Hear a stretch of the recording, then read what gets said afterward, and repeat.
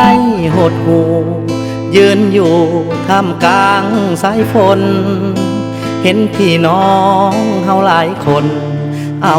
ตัวตนขึ้นบนหลังคา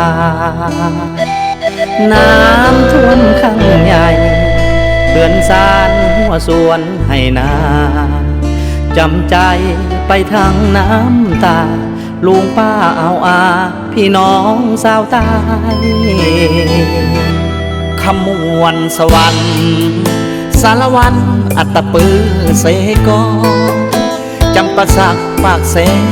ปากซองพี่น้องเฮาประสบภัยน้ำขึ้นลงฝั่งไหลหลังเข้าท่วมอย่างไวน้ำตาพี่น้องสาวใต้ลินไหลเหมือนดังสายฝน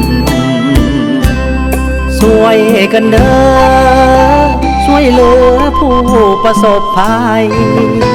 ช่วยเหลือพี่น้องสาวใต้ให้พ้นภัยกันทุกคนช่วยกันยามที่ลำบากขัดสนน้ำใจคนลาวเปี่ยมล้นทุกคนเฮามีน้ำใจขอบใจหลายๆขอบใจเด้อทุกท่าน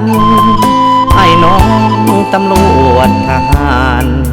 ทุกหน่วยงานกู้ชีพกู้ภัยช่วยกันทุกคนให้พ้นวิกฤตไวเพิ่งน้ำคืนท่วมเพียงใดบ่อาจท่วมใจพี่น้องสู่เด้